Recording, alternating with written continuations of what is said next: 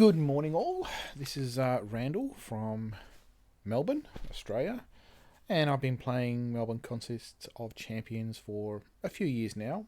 Thoroughly enjoy it, but like everybody else, there are issues, and over the last couple of weeks, various people have come along and thrown their hat into the ring with their own list of issues, suggestions, suggested fixes, root cause analysis, and other things like that. So today I thought I would do the same. I've got some pre-recorded video happening here. Get the right arrows. So this is just some video I've previously recorded doing some questing in the background. It's just to add some colour.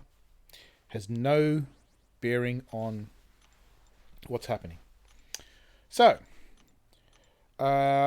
I will be uploading this video later, and I'll be adding in the timestamps for each of the issues, but I'll list them now. The timestamps will be in the description below.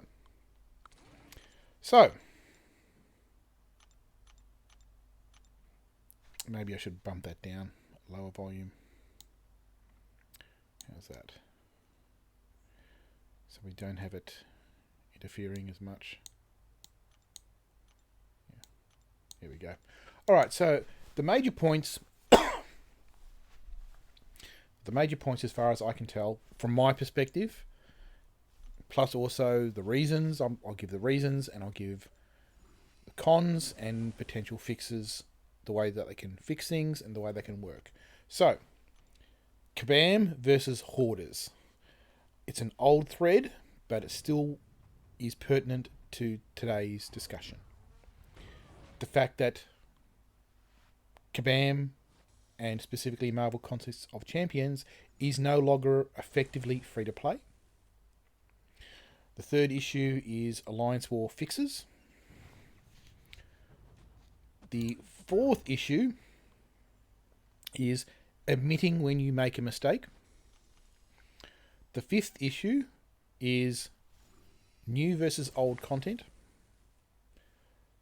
The sixth issue is the random number generation in the system. The seventh issue is getting things right. You actually can get things right, and Kabam have shown they can do that. And the last issue, basically it's the catch-all at the end, is other suggestions, not related to ongoing issues. So as I said, the time marks will be in the description below. So, Kabam versus Hoarders. This is all around inventory limits and people hoarding crystals.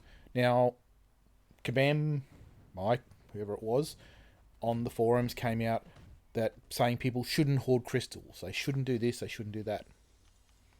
And the problem with that is Kabam never came back with an alternate solution.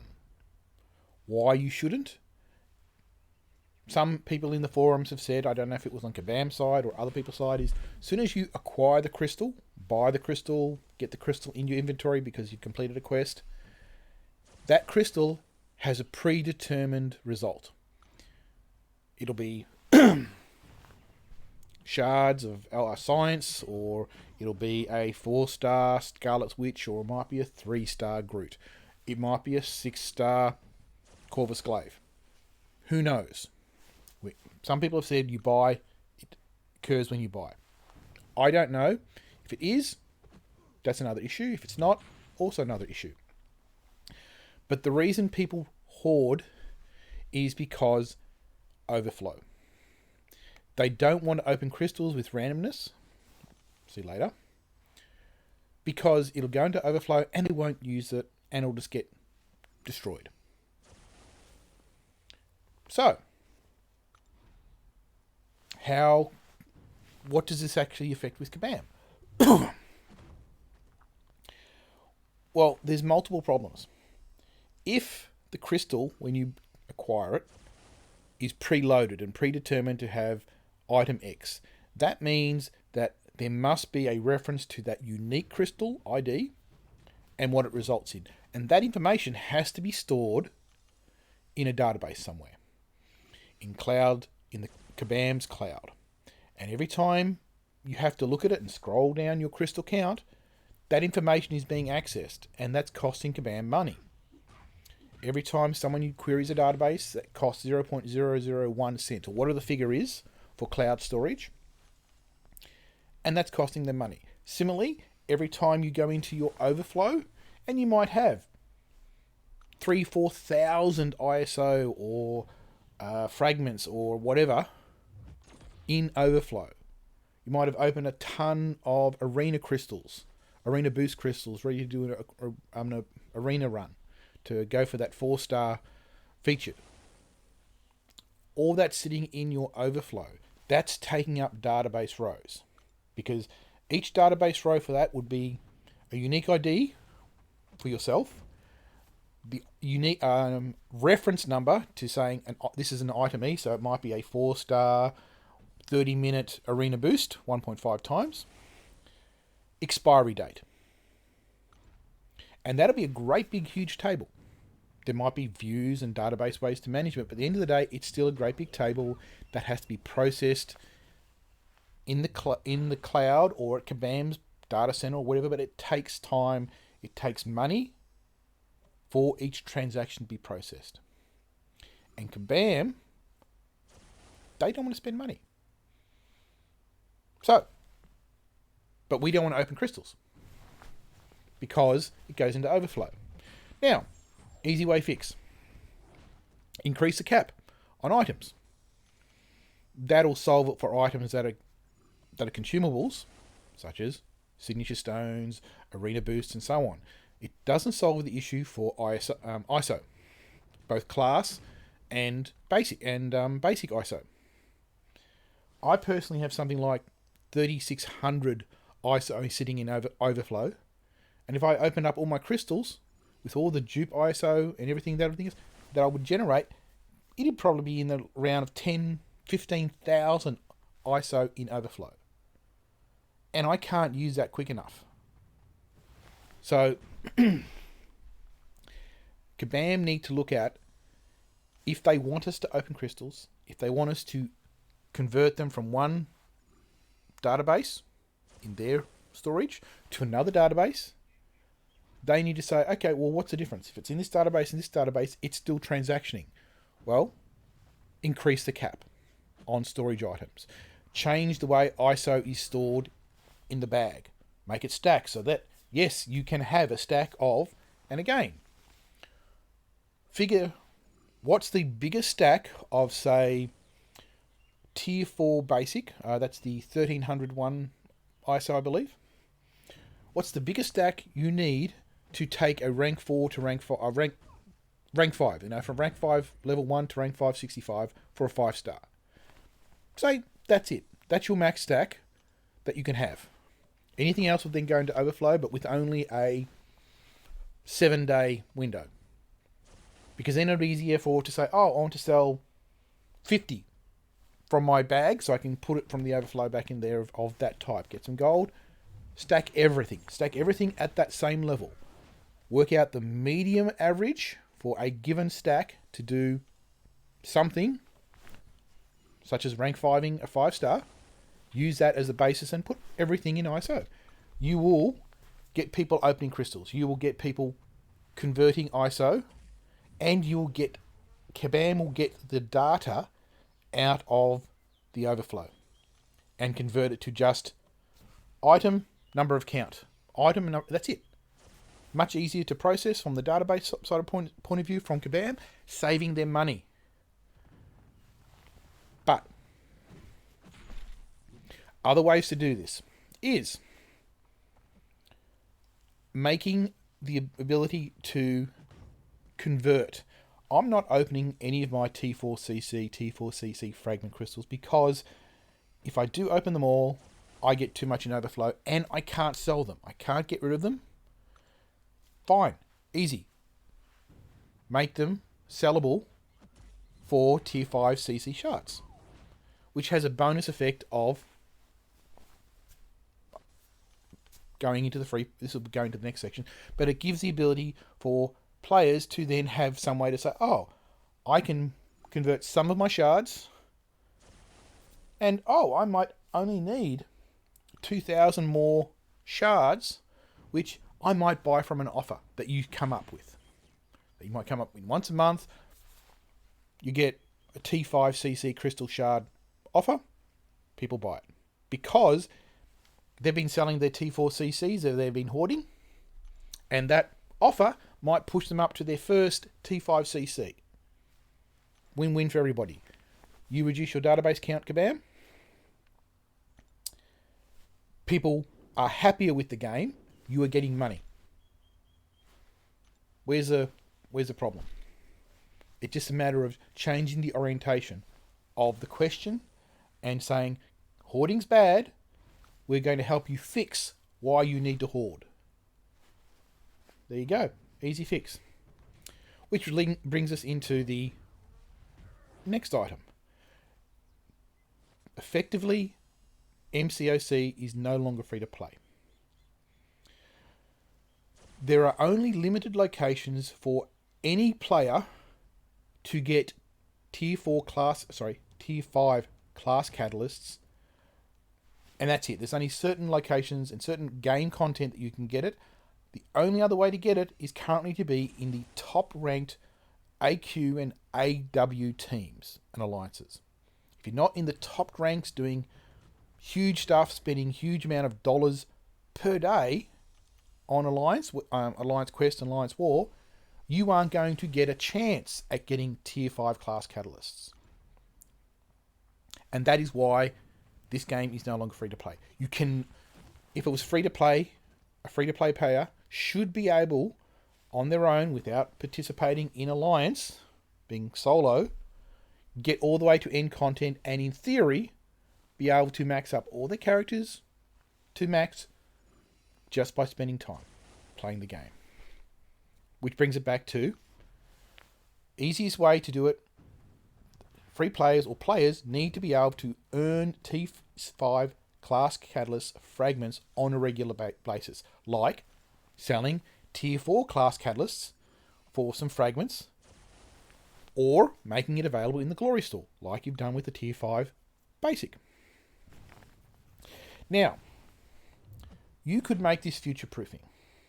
For example, Kabam. Next time a rank reward occurs that is released, such as tier 6 class catalyst or tier 6 basic catalysts, you can protect the competition for the people who get there first. You can say, okay, tier 6 basic catalysts are coming out at some point. You'll need them to take them to rank 5 or whatever for 6 stars. It's going to be available at completing Act 7 or Book 2, whatever you want to call the next chapter. Say, Book 2, Chapter 1, Chapter 2. Book 2, Chapter 2, and so on. You complete that second chapter, you get your Tier 6 Basic. You want to protect the people who can actually do that, who will grind, who will push. I understand that. But after making the content available, wait a period of time, 3 to 6 months maybe, if you've got a Legends run on it, to say the first 300 people, like you did with Abyss, who completed the Legends run. At the time the completion is finished, say, okay, we've now got the Legends out. 3 months from that Legends date,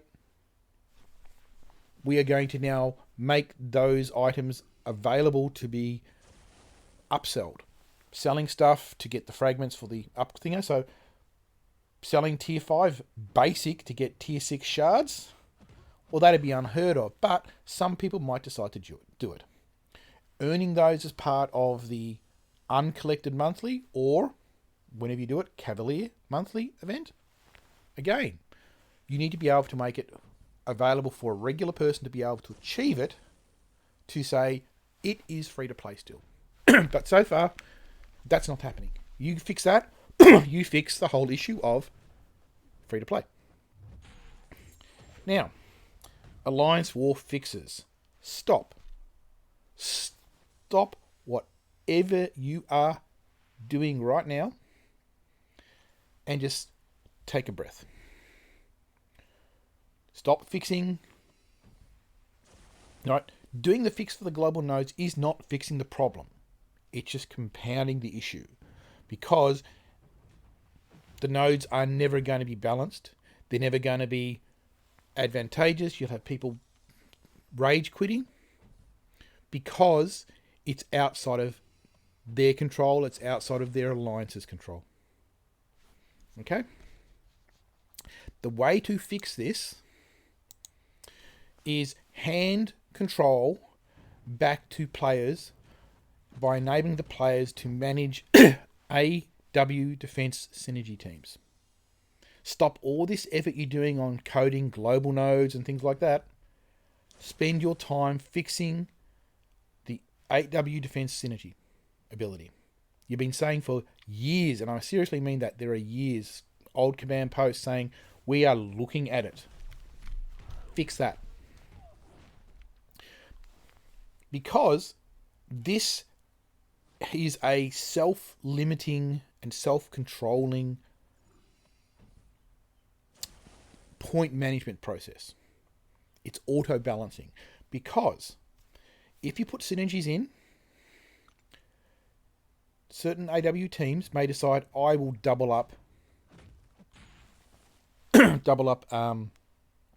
heroes because we want to use this synergy on multiple teams. I might want 4 Heimdalls and 3 Hellers in 3 different teams because we want those mini bosses and bosses at the end to have that extra oomph to heal up and surprise the people and go for that extra kill just before it or on the boss. But that automatically means that the diversity point score changes or adversely affects the team.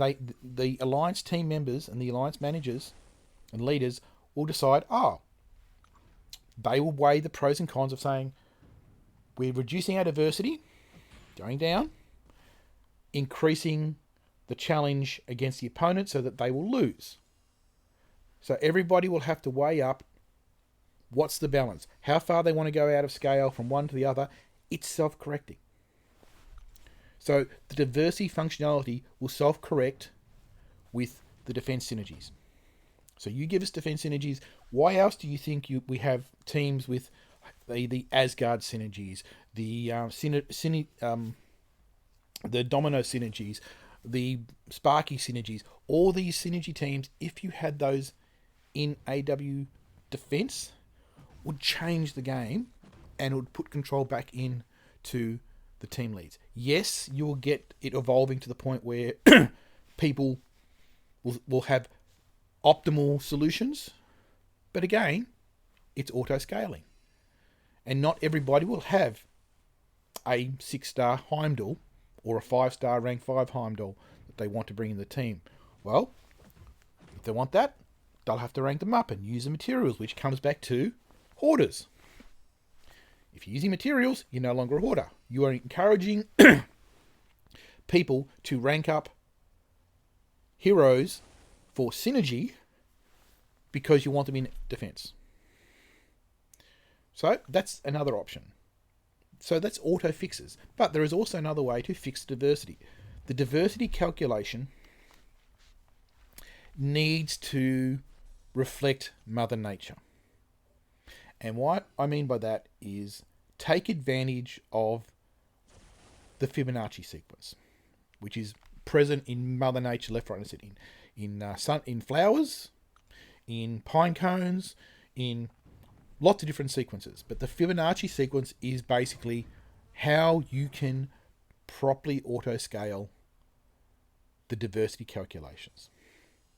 So, for example, sum of the Fibonacci sequence number of each hero count times the hero count. What does that mean? I will be putting it up in post-production on the screen. But basically it's like this. You have a battle group of 10 teams. So that's 50 characters. If they're all unique, that'll be 1 times 1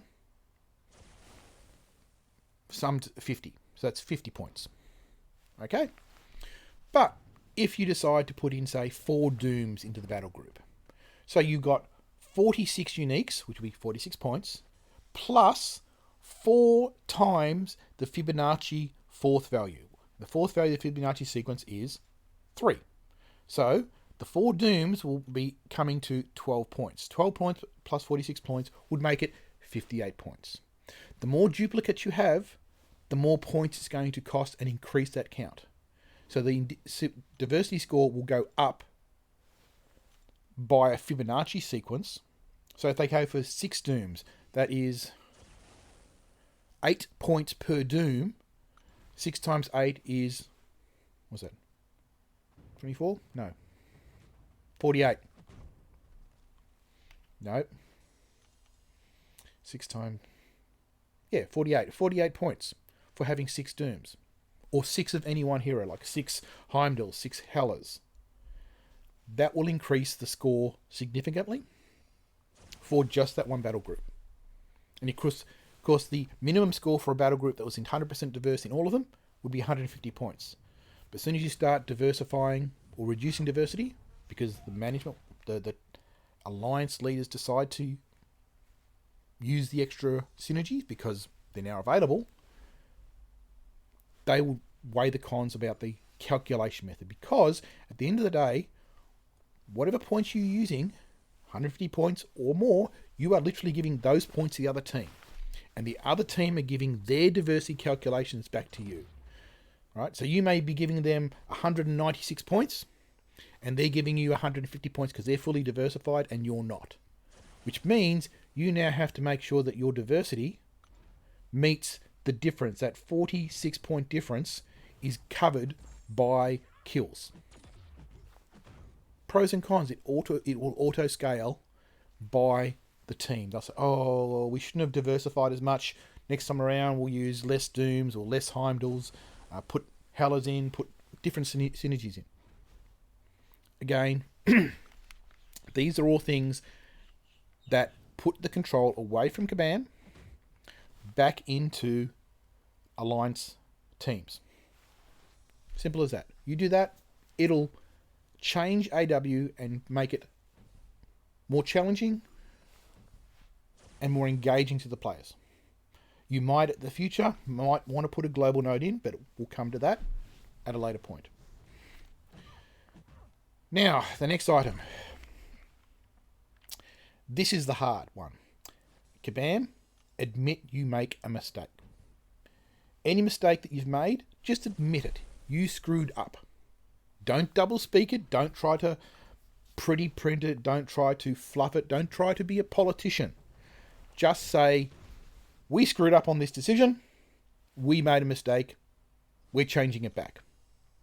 If you tell us that, we will respect you way better than most politicians, especially orange ones with blonde hairs. But this is why Kabam will not do this. Money. Because at the end of the day, a decision that gets put into the game was designed by someone. It was designed by someone in senior management at Kabam or senior game design at Kabam. And if they admit they made a mistake, you can guarantee that person will lose their bonus. Because if they made a mistake, they're not going to have a bonus because they didn't do a good job. More than likely, that person will leave or be fired. And Kabam will still not learn from the mistake. Only by keeping a person around who made a mistake will you learn to say, okay, we screwed up this time because of these reasons. Let's apply what we learned on these reasons for the next content we're putting out there. Right? So, for example, admit you screwed up with gates. Remove them immediately, but clearly state, we screwed up. We know this, we screwed up. It's been over a year. We screwed up. We're going to remove it on this date with this patch. We're not going to issue any form of compensation. It happens. Everybody has to live with it. That's it. Simple as that. Just saying, we screwed up. Yes, we know. We're sorry, but we're not going to give you anything, but we're going to make it easier for you. We screwed up about, next one. We screwed up about the 4-star limit. Because of synergies. Everybody should now have a lot more 5 stars, but you still may not have the exact synergy a given player wants. Well, fine. Change it. Say, okay, 4 stars can come in, but it has to be a rank 5 maximum 4-star. Right? Synergy, SIG level notwithstanding, but it's rank 5, R55. Well, guess what? That means a person who wants a synergy for Heimdall or anything else, so they've got that synergy, has to rank it up to 5-star. Guess what? That uses materials that people are hoarding. So, you got some feedback there to say, okay, let's encourage people to now rank up 4 stars, which you said were useless now. Effectively, we're saying useless. All those ones you get from featured Grandmaster crystals and Cavalier crystals can now be used, but you have to rank them up. That'll get people using ISO. That'll get people using materials, using 4-star rank up materials for 4 stars. Guess what? That helps the hoarders to go down. Bingo. Admitting you are wrong and making the changes can be beneficial for both sides, both Kabam and the players. And you'll get people more engaged. They'll take in 4 stars. They might wipe a bit more often, but they'll be in there, and then they'll be spending money and buying resources, buying heal potions and revives, because they wouldn't have even have tried it previously without the synergy there. Win-win. New versus old. Kabam needs to stop focusing on the cult of the new. Admit, go back and fix what is old. All right? Go back and fix the older stuff, the older heroes, the ones that have been around forever. You've been doing that progressively, and that's all good, but it's not fast enough. What you should be doing instead is changing your release cycle. You're focusing on doing 2 heroes, maybe 3, but 2 heroes guaranteed every month. That's 24 heroes every year. Stop. Alternate. Do 2 new heroes on 1 month and 1 new hero on a next month, along with revamping or retrofitting an old character. And make this along the lines of the original Marvel comics of classic team-up, crossovers, whatever you want to call it in comic language. Sorry, my camera's up here. My OBS is down here. I'm looking at my OBS. My notes from the middle. So my eyes are all over the place. So yes, you can make it look at as a classic team-up. Fixing an old character, along with 1 new character that would be traditionally teamed up with that character in a comic book, where they do a crossover. Right? This has the added bonus that you've already got that character artwork. You've already got the character's actions and artwork and the way they move, right? The motion and all that other stuff, the gameplay. You'll be just modifying and updating things like the abilities, maybe their synergies, minor updates on any movements for specials. But you would have already saved a lot of work because you've got everything else in place. You would just be updating them. That gives you more time as a developer to work on other stuff and free up your dev time for other things. Right? And you could then put better quality control in. You would be able to manage your development cycle better. Right? You would then not be scraping the bottom of the barrel from Marvel comic books. Now, that's not to say the various heroes you've got have always been bad. Some are bad, some are really bad, and some are saying, who is this character? What good is it? You can be as good as you like, but work on fixing up the old characters. You say every character can do every content. That's not true. You know this. Comes back to admit it. You know that not every character can do every content. But now you've got a chance to go back and fix that by doing every second month a classic team up with one of the new releases. Easy. The next issue. Random number generation. This is the problem you've got. You have patents. And if all the crystals are all 100% random, as you say, why do you have the patents in the first place? Right? Why do you go and get these patents when you're saying you're never actually going to use them? Doesn't make sense to me. And you've basically got one side, your left hand and the right hand, not knowing and not communicating and demonstrating the same thing. Now, there are ways to fix this. For example, use an external company, a reputable IT auditing company, to audit the randomness part of your software. Right? Go out to a third-party company that do company audits for governments, audit for credit cards, audit for banks. They do software audits because I've dealt with them before in my professional career.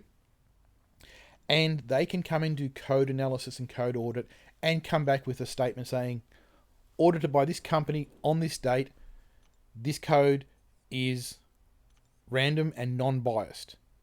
It would shut everybody up, right? It would satisfy all the complaints people might have against Kabam and Marvel Contest of Champion and Apple's requirement for randomness, right? Simple as that. Get an external auditor to come in. They'll have a non-disclosure agreement. You're done.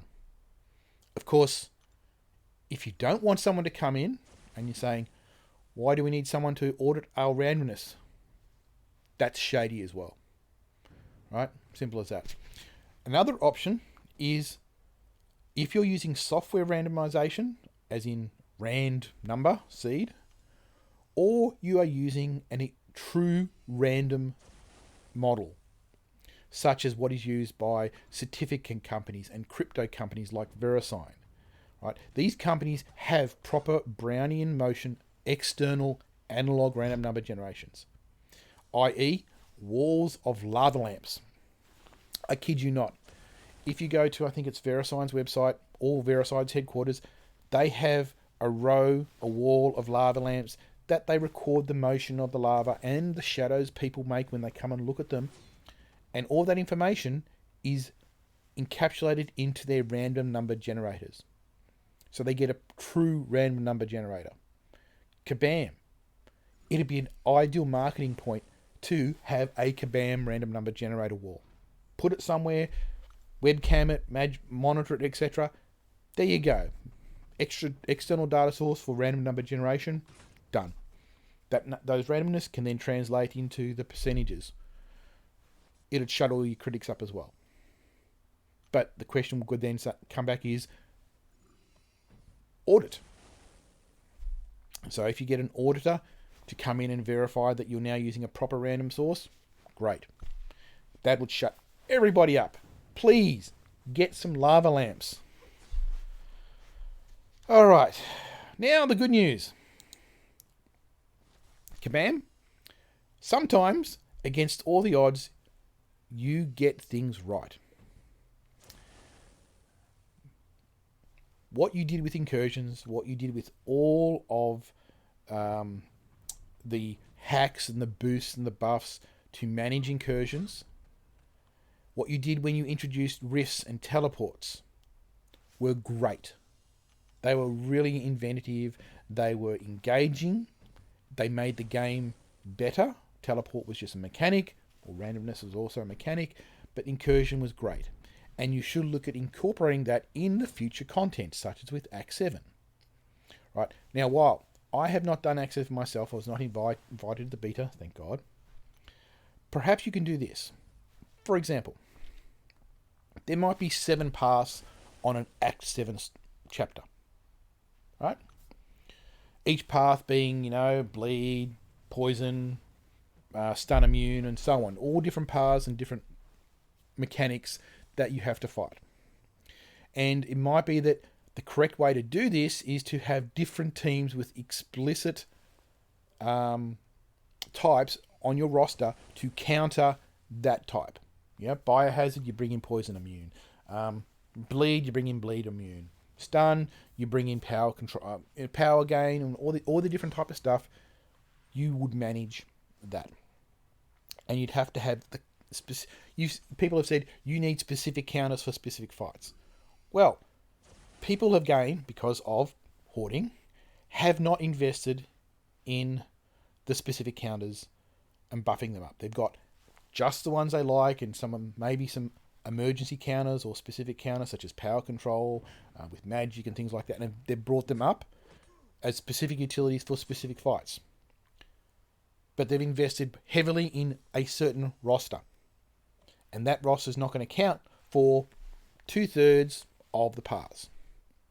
Well, use what you've done in incursions. Bring the hacks in.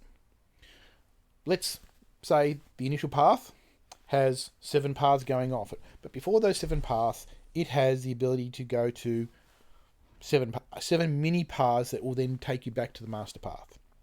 And those 7 mini paths will have 3 or 4 of them, of the 7, nothing.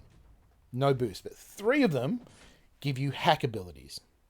If you take a path, you get to choose from a hack. You can quit out, come back in, randomize it to find the hack you want for your team. And that hack might be the counter you need for one path that you don't have the roster for. And once you've completed that path with that hack's gone.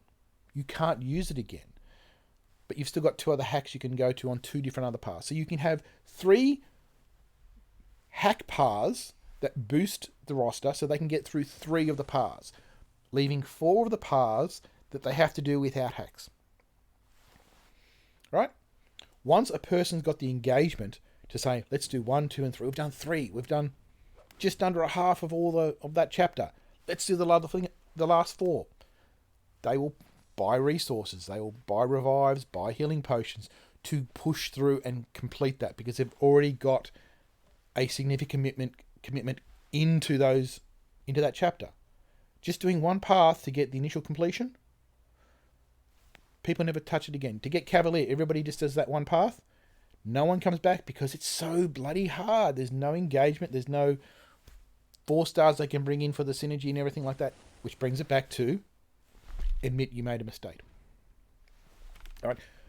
But you can, with Act 5, you can take what you've learnt from the good content you've done, the good stuff you've implemented, and integrate that partially into Act 7. Right? You're not making every path easy, but you're making some of it easier for people who don't have the full roster they need. And they might then have the teams to cover 2 more paths without a problem, which makes 5 of the 7. Which means 2 paths they might have a problem with, they might have to buy.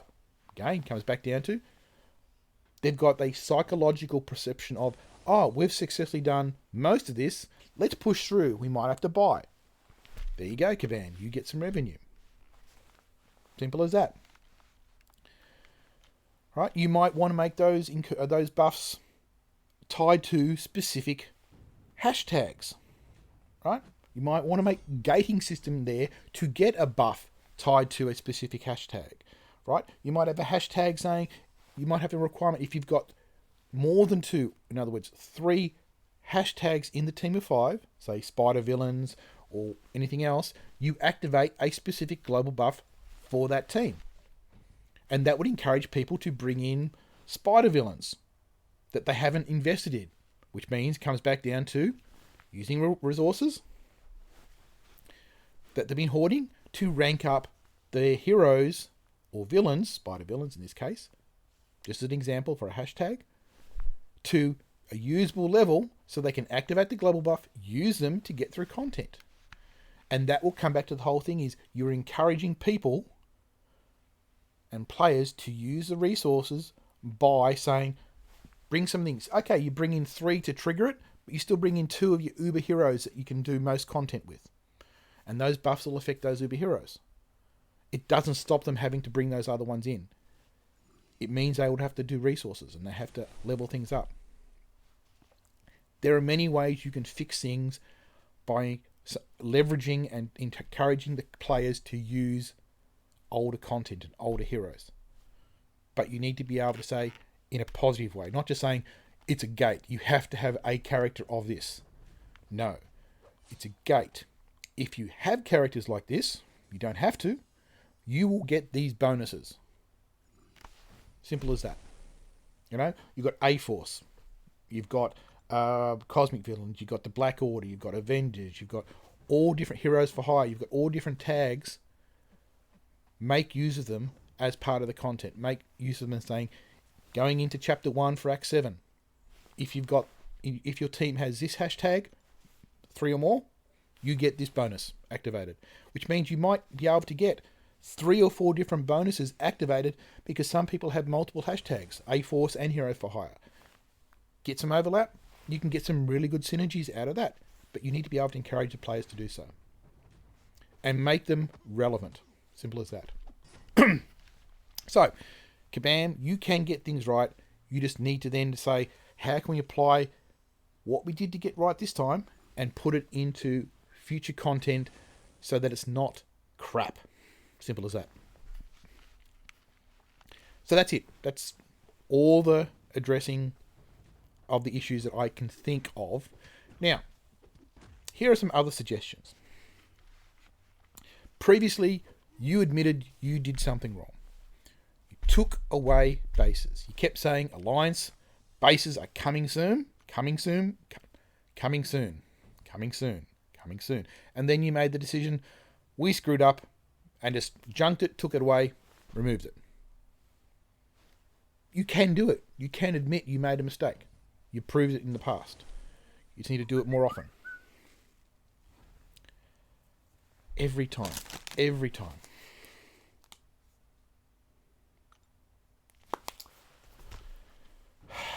Someone sends me a message every time I'm doing a video. But you have admitted you've made mistakes. Well, guess what? Bring it back. But put the bases in as part of a global effect. Right? Have the base where you would have 4 slots. Those 4 slots would be good for 24 hours.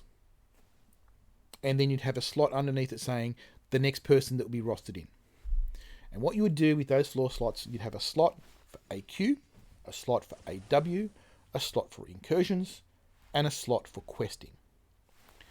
Then, depending on what hero was put into the slot, based on class and star level, would be what bonuses and boost would be applied globally to everybody in that alliance for 24 hours.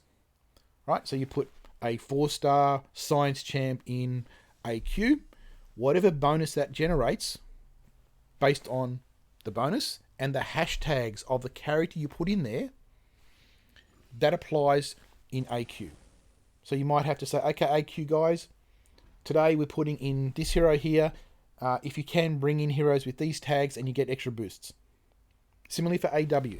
Similarly for incursions, we're putting this hero in here on this slot with a 3-star thing. Right?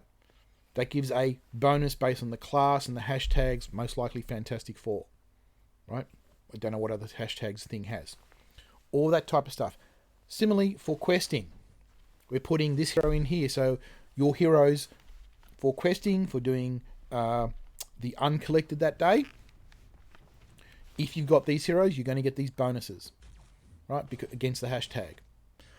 But that hero, because someone would actually have to lock that hero out of their roster in their alliance for 24 hours, like you do with Alliance Quest and Alliance War. You lock them out, you can't use them for anything else. This should not apply to Arena, obviously. Only for questing and incursions and alliance stuff. Based on that hero then cannot be used again for any of the boosts in any of the 4 categories for 3 days plus the star rating. So if you put a 3-star in, obviously you don't get as much boost, but you can use that hero again in 3 plus 3, so 6 days. You can't be used, you can be used again in 7 days. You put a 5-star thing or a 5-star Nick Fury in there for boosts or whatever. That would be 8 days, so in 9 days, you can use them again in any of the slots. But until then, you can't. You'd have 1 slot under that as well to say, this is the next one that's going in, so that it automatically rolls up, so you don't have to worry about or who waking a person up because the time zone's in a wrong person's time zone, they can pre-slot it in like you would do for a placement. Simple as that. And that way people could actually plan out for AQ. AQ, we're using this roster for this hero on day 1, and day 5 of AQ, we're using a 5-star because we want that bonus, extra bonus for the management of the AQ maps. AQ 5, AQ map 6, map 7. All those things, they could plan out the boosts. And you would call this alliance bases. You could call it, what was my notes? Field support or logistics, because they're providing logistics support for the heroes that are attacking. They're providing logistic support for the alliance war. And ideally, you can even put it into saying this hero going in at this time generates this global node for your alliance war team, right? Which would affect, again, based on hashtags and membership, which comes back down to, or back up to previously, fixing alliance wars. There are ways you can put control back into the players and the alliance's control. This is just an idea, right? You haven't done this previously. I haven't seen it previously, but it's an idea you can put in there. Anyway, that is just my suggestions. Putting in things based on class, star level, and the hashtag of the character would have a defined effect. It might be skill, gives you fury increase bonuses. Science will give you shield increase. Mystics will give you a percentage power gain increase for all characters, not just mystic characters, as long as they've got the hashtag of the person in there with a match. Cosmic would give buff durations, for example, right? 3-star Cosmic versus a 5-star will be a 0.2 difference. This might be a 0.3 increase. A 5-star Cosmic might be a 0.5 increase on buff durations for people who have matched hashtags. Tech might be power drain or power control. Mutant might be regen ability, the chance on a special to proc a regen, right? Which would be very interesting if you had a corresponding hashtag for a mutant.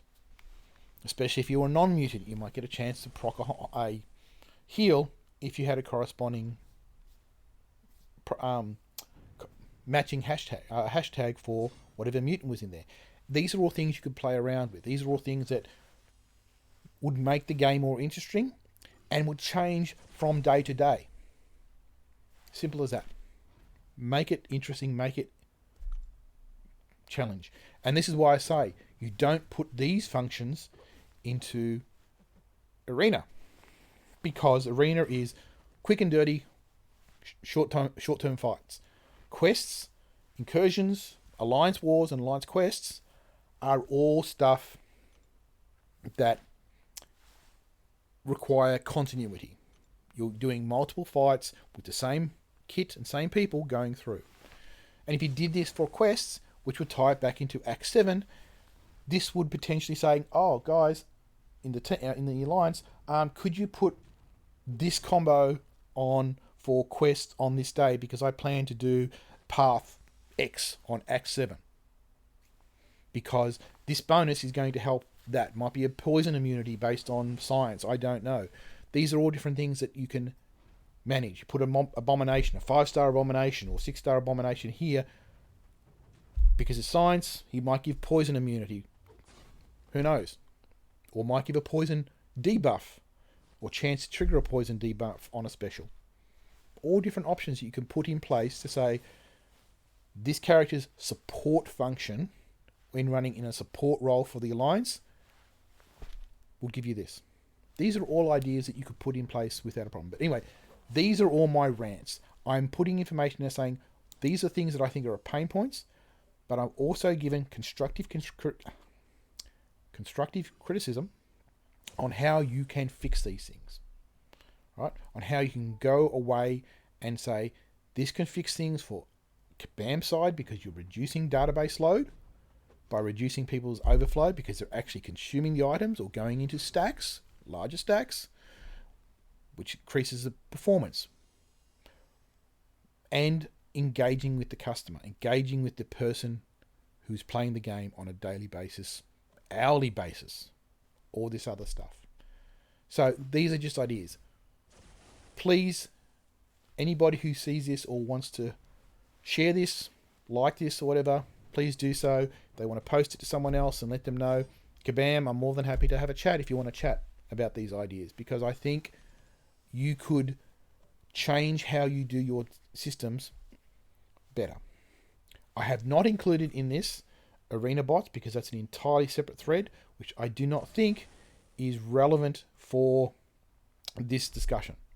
That's an entirely one that someone needs to discuss in a separate thing, because that's a security issue. It's not a quality of life. So simple as that. But yeah, that's it. That's all I've got. Please like, subscribe, and so on, and we'll go from there. This video has been a long video. I'm sorry for ranting a long time, but like I said in the bottom, the dot points are there. Thank you very much, and see you all next time.